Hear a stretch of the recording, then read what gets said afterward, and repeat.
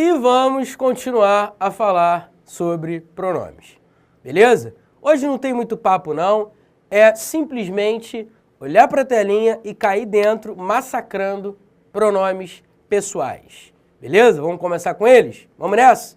Então vamos lá, vai! Pronome pessoal do caso reto. Os pronomes pessoais do caso reto são eu, tu, ele, nós, vós, eles. Não é isso? Eu, tu, ele, nós, vós, eles. Eu, tu, ele, nós, vós, eles. E também tem o ela e o elas, né? Eu, tu, ele, elas, nós, vós, eles, elas. Tranquilo? Maravilha? Relembrados os pronomes pessoais do caso reto, o que eu preciso saber sobre tais pronomes pessoais? Você precisa saber o seguinte, que os pronomes pessoais do caso reto não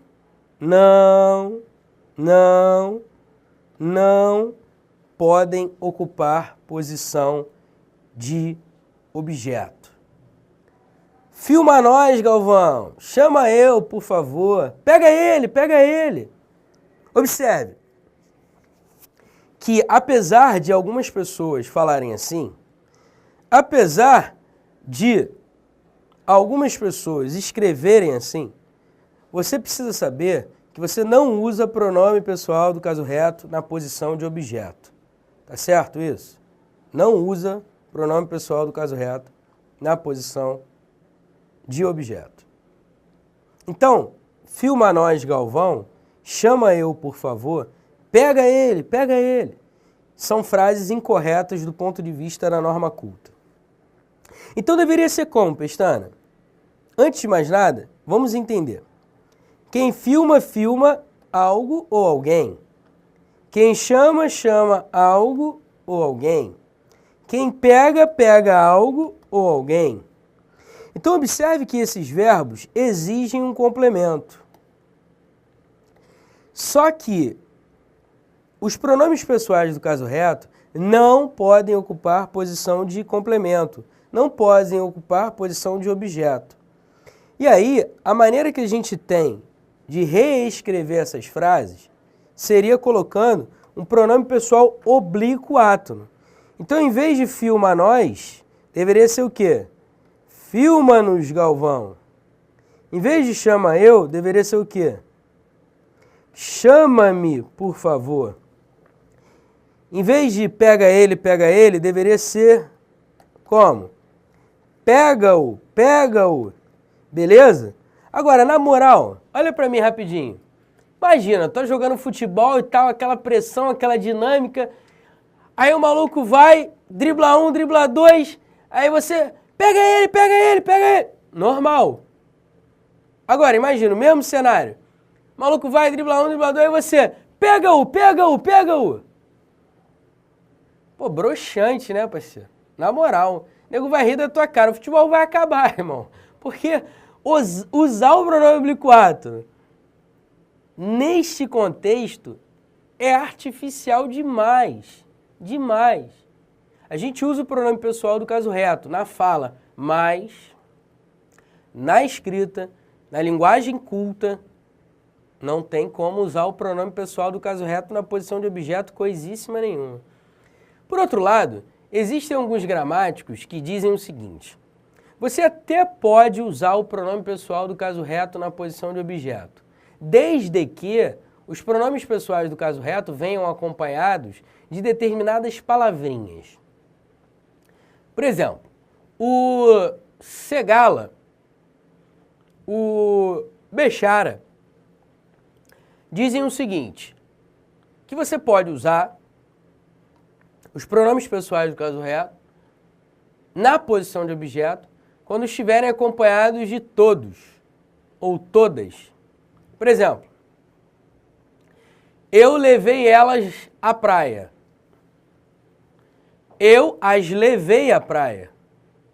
Ou eu levei-as à praia. Mas se eu quiser usar um pronome pessoal do caso reto, eu vou ter que acrescentar uma palavrinha. Quer ver? Eu levei todas elas à praia. Pronto. Agora o pronome pessoal do caso reto pode ocupar a posição de objeto, por causa do todos. Beleza?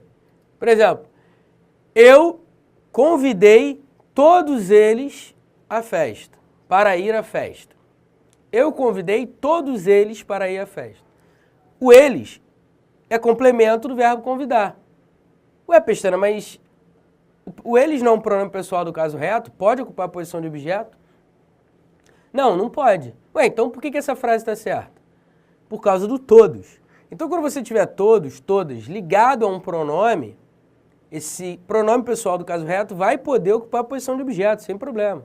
Por exemplo, ele chamou todos nós para acompanhar a gravação. Ele chamou todos nós. Olha aí, o nós é um pronome pessoal do caso reto, está na posição de objeto, está na posição de complemento do verbo transitivo direto, que é o verbo que exige um objeto direto, exige um complemento não preposicionado. E aí o pronome pessoal do caso reto pode ocupar a posição de objeto? Pode, se tiver acompanhado de todos ou todas. Beleza? Tranquilo? Não acabou por aí não. Outros gramáticos, como Celso Cunha, por exemplo, vão dizer que o pronome pessoal do caso reto pode ocupar a posição de objeto quando vier acompanhado das palavras só, apenas ou somente. Por exemplo, ele empurrou só ela na piscina. Apenas ela na piscina. Somente ela na piscina. Então, quem empurra, empurra algo ou alguém. Beleza? Então, empurrou só ela na piscina. Somente ela na piscina. Apenas ela na piscina. Então, quando você tiver um pronome pessoal do caso reto na posição de objeto, acompanhado de todos, todas, só, apenas e somente, beleza, também estará correto. Pô, Pestana, então ele pode ocupar a posição de objeto, mas em determinadas situações. É verdade, é isso aí. Mas a regra geral diz, não pode. Aí vem as exceções. Mas se tiver acompanhado de todos, só, apenas, somente, aí pode. E não acaba por aí não. Outros gramáticos vão dizer, como por exemplo o Segala e, se eu não me engano, o Faraco e Moura, vão dizer que se tiver acompanhado de numeral também pode. Por exemplo, eu encontrei elas duas no clube. Eu encontrei elas duas no clube. Olha aí, o elas está na posição de objeto. Se fosse só eu encontrei elas no clube, errado. Agora, eu encontrei elas duas no clube. Quando eu tenho um numeral especificando o pronome, pronto. Passa a estar correto. Olha que viagem, cara, que doideira. Então, existe a regra e existem as exceções. Beleza? Espero que você tenha anotado. Chance de cair em prova isso, Pestana? Pequena. Chance pequena. Dentro de pronome, a gente sabe que pronome cai muito em prova, mas dentro de pronome existem subassuntos. E alguns desses subassuntos são irrelevantes, beleza? Ou desimportantes. Por outro lado, outros assuntos são muito importantes. E quando chegar o momento, eu vou falar, ó, isso aqui, parceiro, ó, tem que estar no sangue, beleza? Quando eu falar alguma coisa parecida com essa, aí tudo bem, você dá aquele valor que só você sabe dar. Beleza? Tranquilo? Olho na telinha, vamos que vamos. É hora dela ou é hora de ela beber água? É hora dela ou é hora de ela beber água? Bem, eu já falei sobre isso em capítulos anteriores. Só que eu gosto de repetir esse tipo de coisa, esse tipo de assunto, porque é um assunto que cai com certa frequência em prova de concurso público.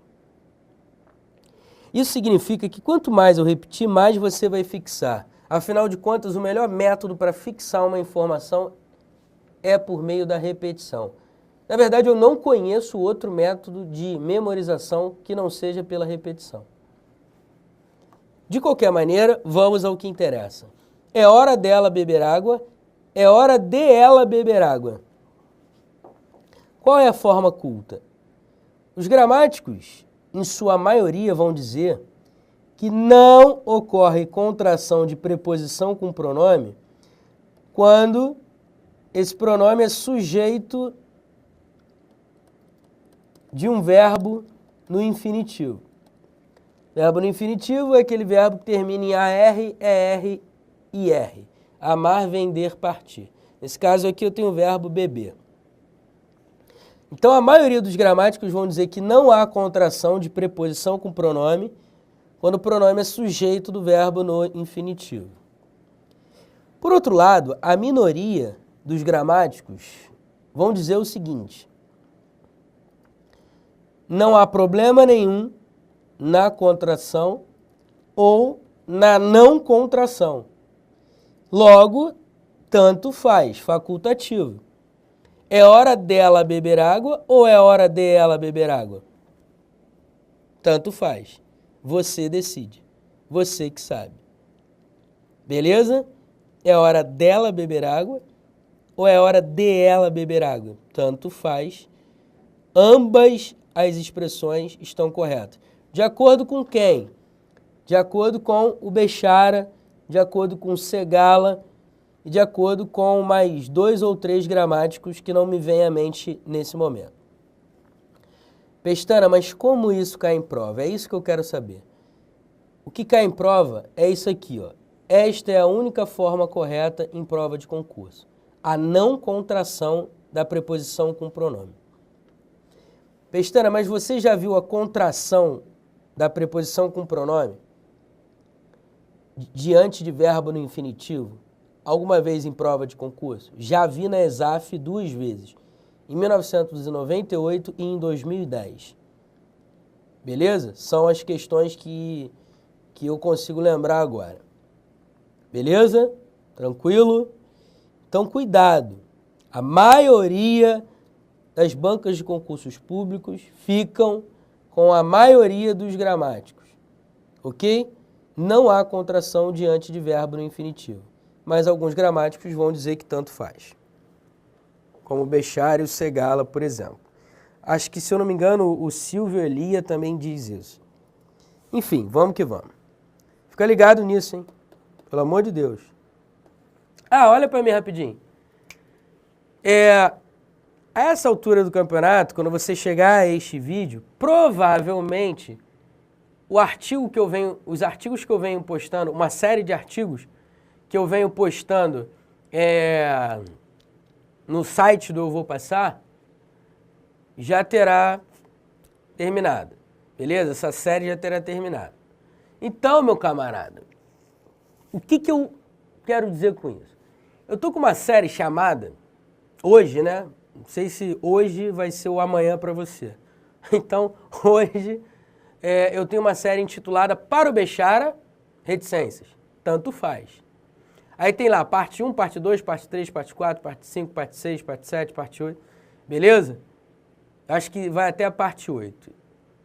O fato é, essa série mostra aquilo que o Bechara fala que normalmente está indo de encontro ao que diz a maioria. Ou seja, o Bechara fala muitas coisas que são polêmicas entre os gramáticos. Mas ele bate o martelinho dele e diz, não, tanto faz. E os outros gramáticos são mais ortodoxos, digamos assim. Beleza? Então, se você estiver curioso, eu coloquei essa frase do é hora dela passar, criei um artigo mostrando uma questão da ESAF sobre isso.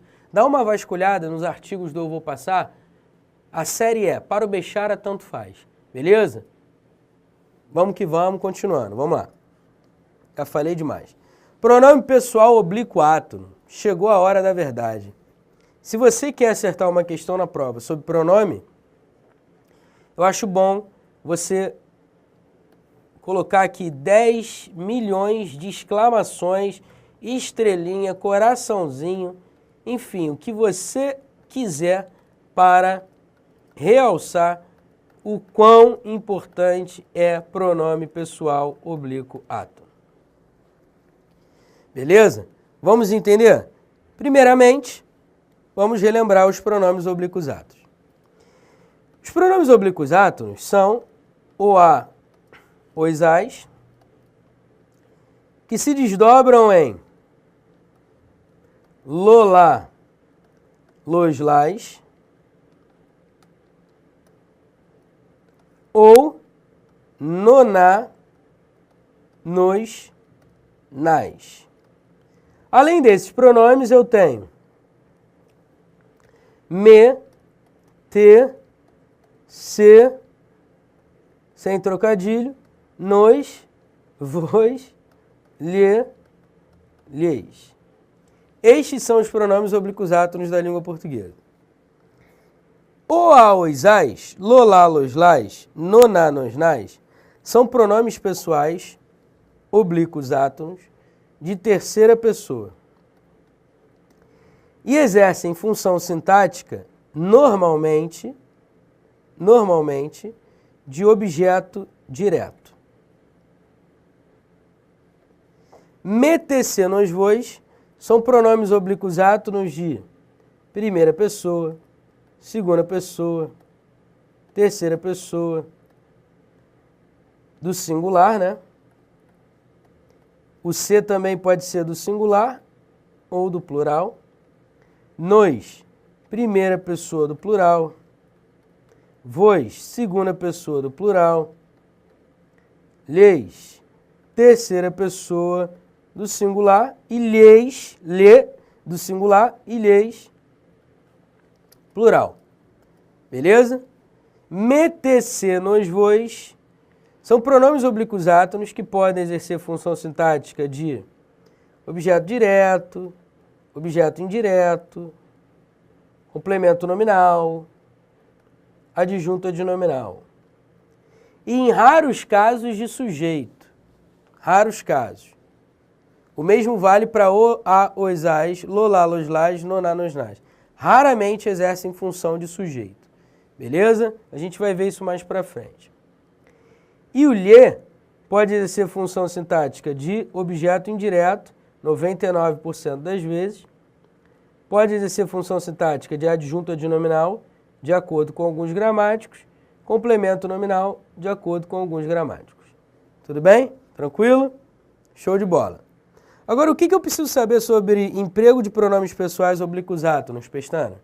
Você precisa saber o seguinte.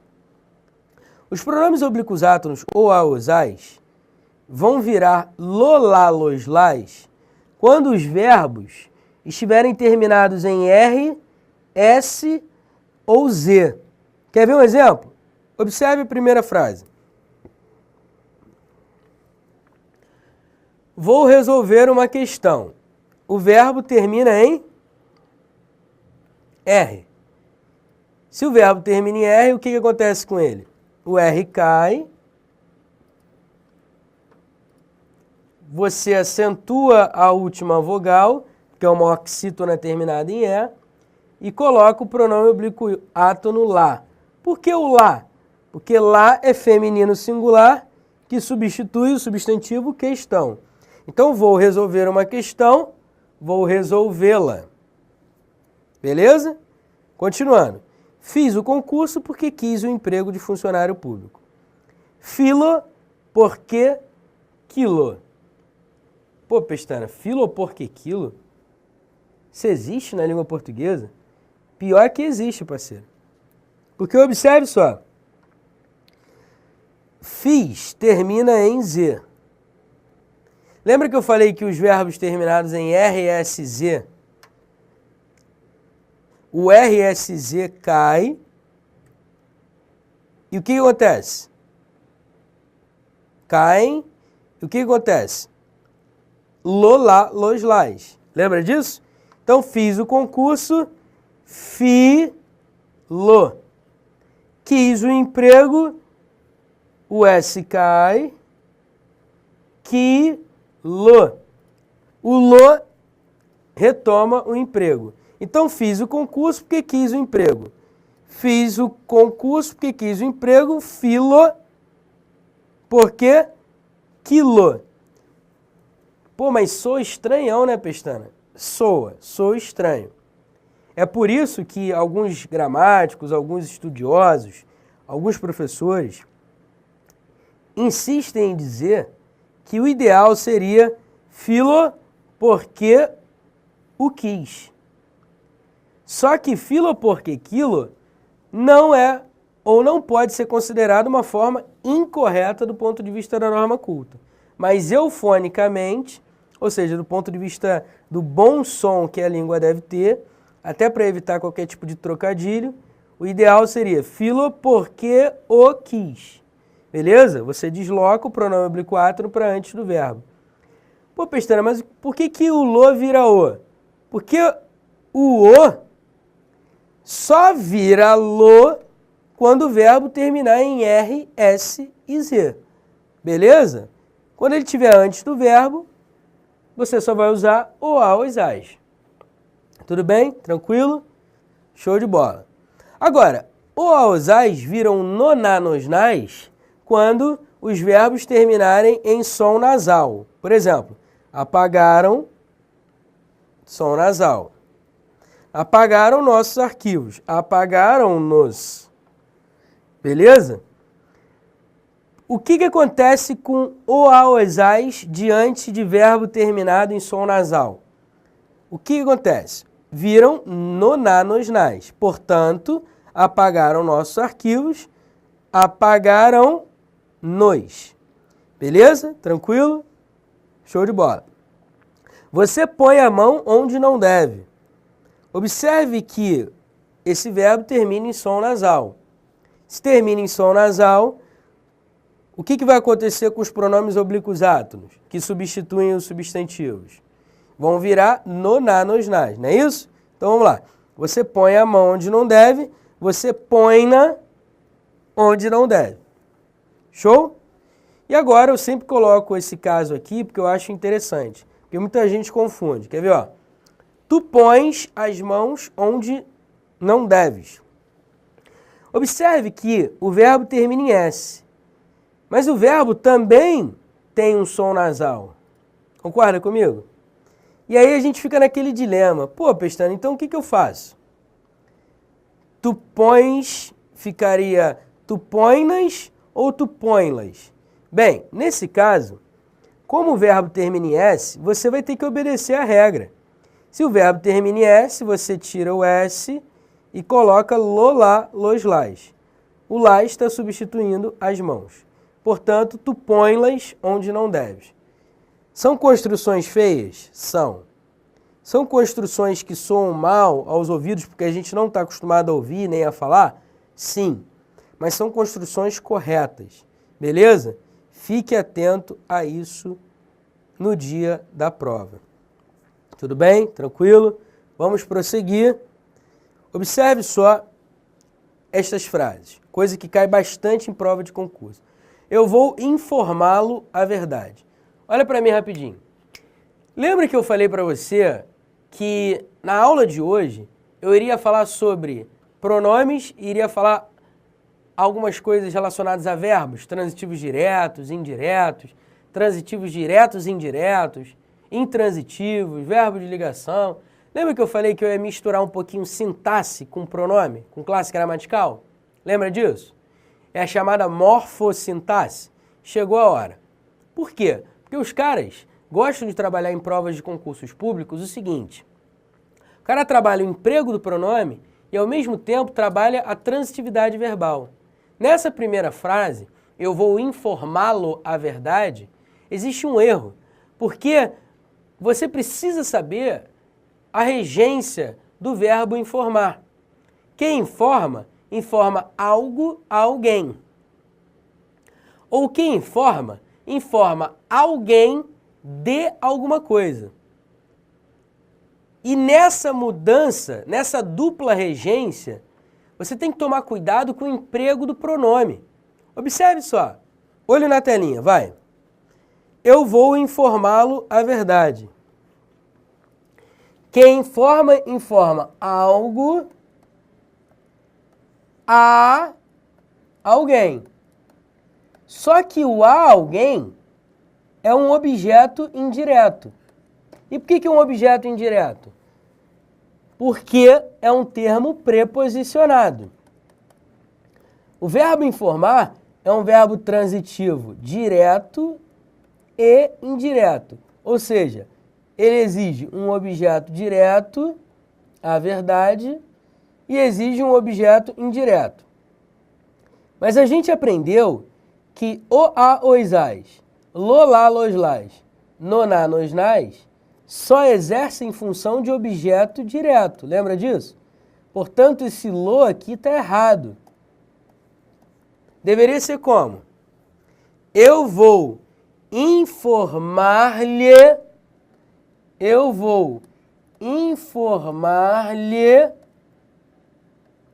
a verdade. Por quê? Porque quem informa algo, objeto direto. A alguém, objeto indireto. Só o pronome oblíquo ato no lhe que exerce função de objeto indireto.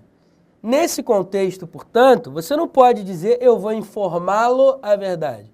Você só pode dizer eu vou informar-lhe a verdade. Porque o lhe é que exerce função de objeto indireto. O lo não exerce função de objeto indireto nunca. Beleza? Então, o aosás, lolá, loslás, noná, nosnás, nunca exercem função de objeto indireto. Sempre exercem função de objeto direto. Beleza? O lhe, por sua vez, exerce função de objeto indireto na maioria das vezes. Tá claro? Tranquilo? Agora, Pestana, você não falou que o verbo informar tem dupla regência? Quem informa algo a alguém ou alguém de algo? Então não poderia ser eu vou informá-lo da verdade? Sim, também poderia ser, porque eu tenho dupla regência do verbo informar. Portanto, uma outra forma de escrever essa frase, para torná-la correta, seria assim: eu vou informá-lo, ou seja, informar alguém de alguma coisa. Agora, o que acontece? Agora, o lo é o objeto direto e o da verdade é um objeto indireto. Beleza? Por causa da dupla regência do verbo informar. Quem informa alguém de alguma coisa, ou quem informa algo a alguém. Ah, Pestana, são muitas informações. Parceiro, olha para mim rapidinho. Eu sei que são muitas informações. Eu sei que são muitos detalhes. Mas pensa comigo. Se você sabe que as bancas gostam de trabalhar esse tipo de assunto frequentemente, principalmente a FCC e a VUNESP, os caras adoram esse tipo de coisa, adoram esse tipo de coisa. Se os caras adoram esse tipo de coisa, bota uma parada na tua cabeça, irmão. Eu preciso saber isso de qualquer maneira. Mesmo que eu tenha que ouvir, reouvir, revisar, ler de novo, prestar atenção, ouvir de novo, 10 milhões de vezes. Quantas vezes forem necessárias até eu entender tudo. Beleza? Porque quando cair uma questão dessa na prova, o cara do teu lado vai estar suando que nem um porco, não entendendo nada. E você já vai estar terminando a prova, porque isso para você vai ser, ó, besteira. Beleza? Tranquilo? Show de bola? Eu não vou continuar, porque o que eu tenho para falar é extenso e eu não tenho tempo para isso. Vou parar por aqui. Na próxima aula a gente continua em pronome pessoal. Eu falei que pronome era coisa grande, não falei? E verbo também é coisa grande. O capítulo de morfologia é enorme, mas vale a pena. Depois que você domina isso, a hora da prova é melzinho na chupeta. Valeu, daqui a pouco eu te volto.